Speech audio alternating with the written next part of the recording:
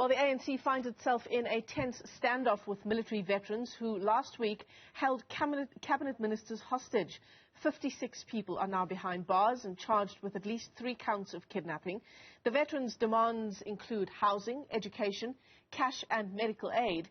Now, back in 2011, legislation paved the way for some of those benefits to accrue to military veterans, but recent events suggest the veterans are losing patience with the state, enough so to risk arrest. Let's get you a sense of what should happen next with ANC Veterans President Snuki Zikalala, who joins us via our video link. Mr. Zikalala, thanks very much indeed for your time. It's a scenario that the Defence Minister tried to downplay last Friday when she addressed this issue of allegedly being held hostage, herself, her deputy and minister in the presidency.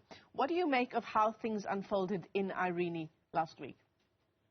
Well, as a Veterans League, we condemn the manner in which the veterans went to that meeting at Irene, and they then got involved in what you call an act of criminality, of course, out of desperation, by closing the doors and not allowing the ministers to leave the hall itself. That's criminality, and so that we condemn.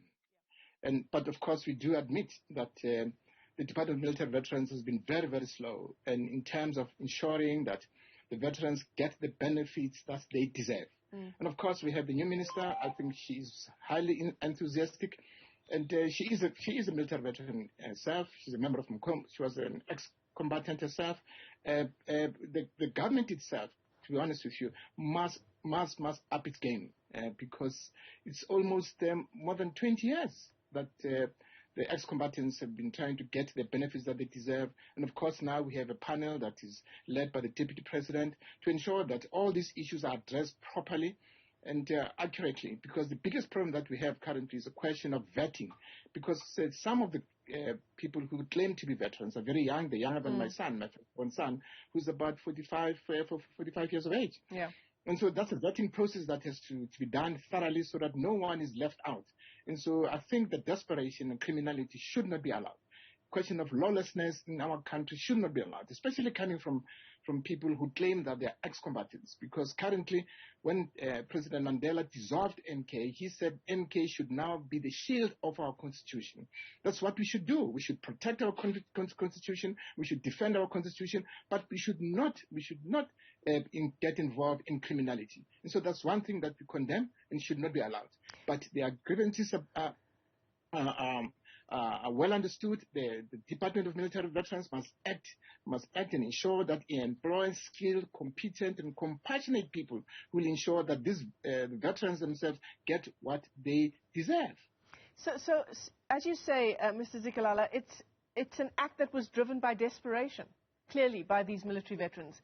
To date, it's taken 20 years for us to get to a situation where we resolve what they are owed by the state. To date, what's the kind of assistance those who do qualify, not the 45-year-olds that you talk about, and we'll get to that in a second, but those who do qualify, how have they been supported by the state to date?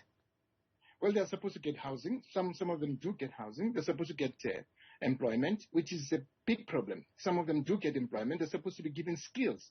Some of them, the Department of Military Veterans sends money back to Treasury in terms of supporting beneficiaries with skills development. And so that's why the problem is. Medical aid is that they're supposed to get medical aid. Some get, some do not. And so there is a problem of administration within DMV. That's one thing that needs to be attended to and addressed urgently, because we are good as the ANC, as government. We have the best policies. But in terms of implementation, we employ people who are incapable. Some of them are unskilled. And so that's an issue that we have to resolve. It's an easy task, to be honest with you. That department is one of the easiest departments to manage. And so I was a member of the advisory council of military veterans. We tried our level best to talk to the minister to say, do this, but it never happened. And so I personally, as veterans, I'm even embarrassed to go to that department in Highfield because I see how veterans struggle to get their benefits. It should not happen like that. Yeah. It should not. But we are saying to our ex-combatants, an act of desperation and criminality should not be allowed and should be condemned.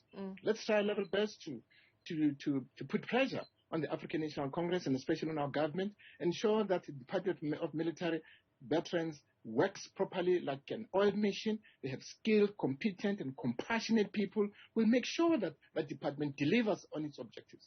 Yeah. Put pressure and do so legally. I suppose, after 2 decades of doing exactly that, can you say that you understand the actions that were taken last week?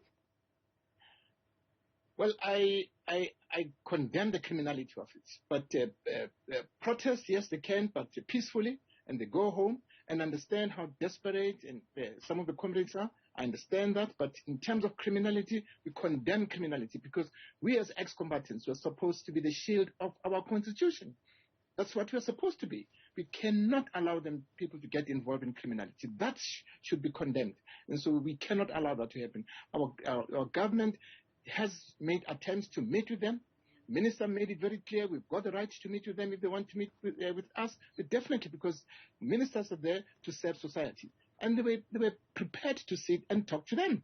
And our ministers will still meet them and discuss with them and say, this is how we're planning to ensure that the benefits you so deserve are being provided to you. That's what's supposed to happen.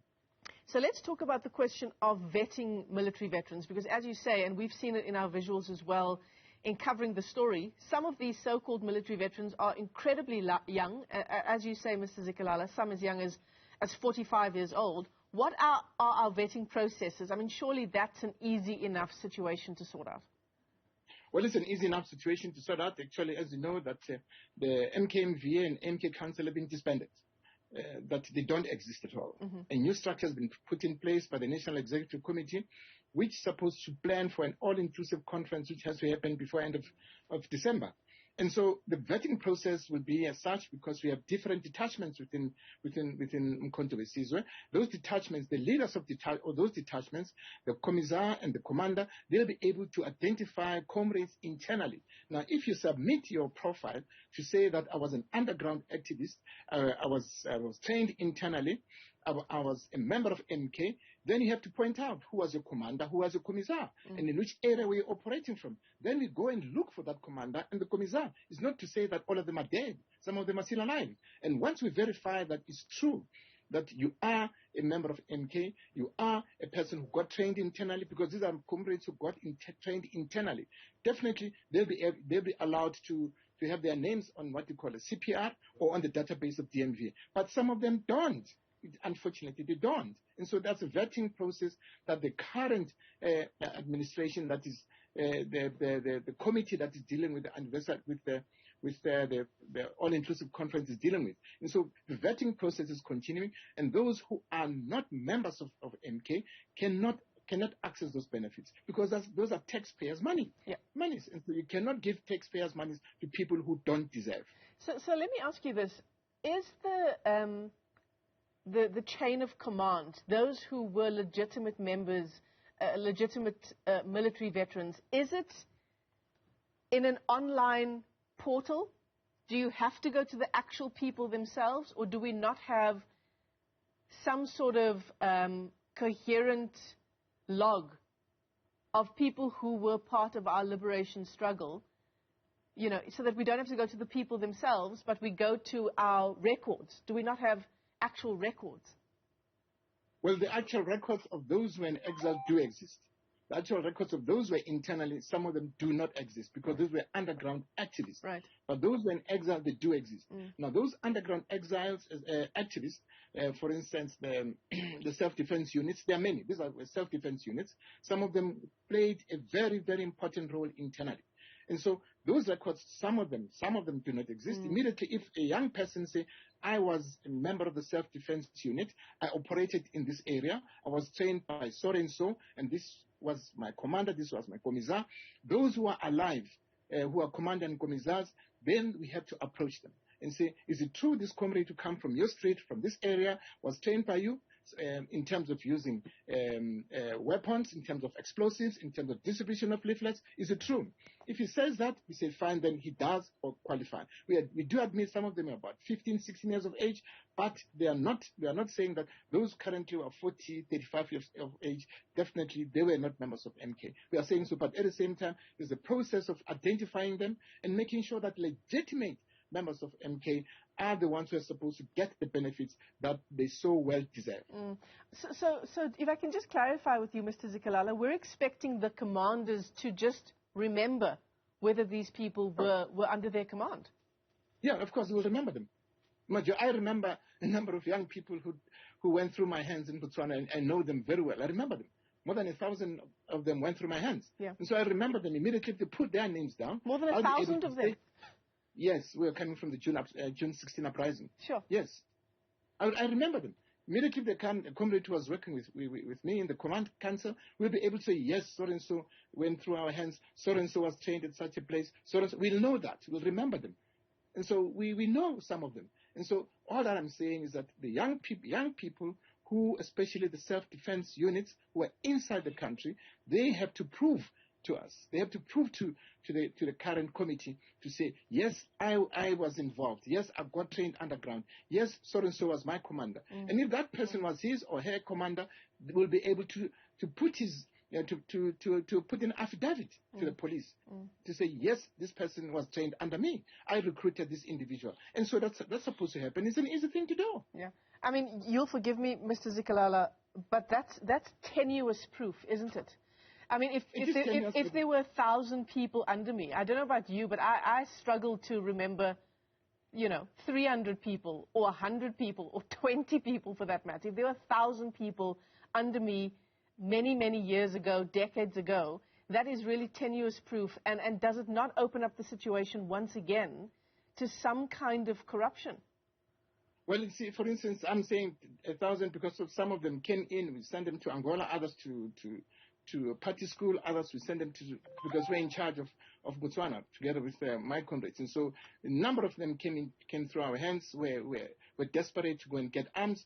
And of course, we wrote their biographies. We sat down, write your biographies. And those biographies are kept in ANC archives. We can be able to retrieve them from the ANC archives. To say, yes, so-and-so was here because we are responsible for them. Their parents allowed them to join the African National Congress. And so we have to keep their biographies. And so the ANC does have those profiles. And so we're able to retrieve them and say, oh, so-and-so said he passed this month in Botswana. Oh, okay. Can you go through their biographies and see whether it is true? We can be able to retrieve that. So we do have those archives. Yeah. So, Mr. Zikalala, as we wrap up our interview with you, the 50-odd people who were arrested after that alleged hostage situation last week, they're appearing in court today.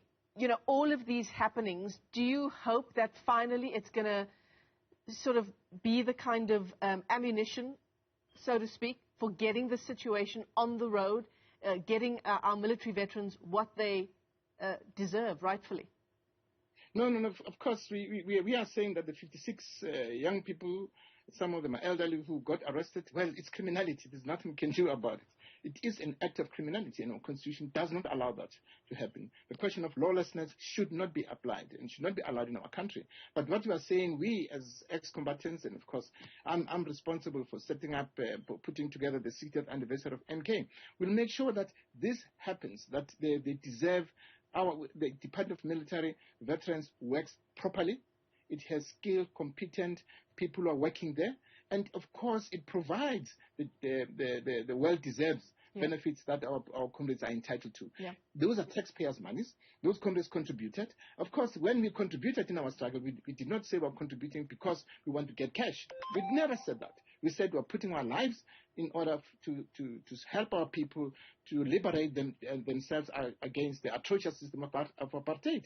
And so we did not say we want cash. We never said so.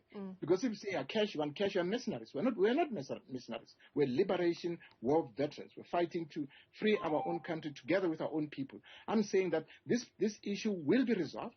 We do have the mechanisms in place. We do have policies. The African National Congress has the best policies.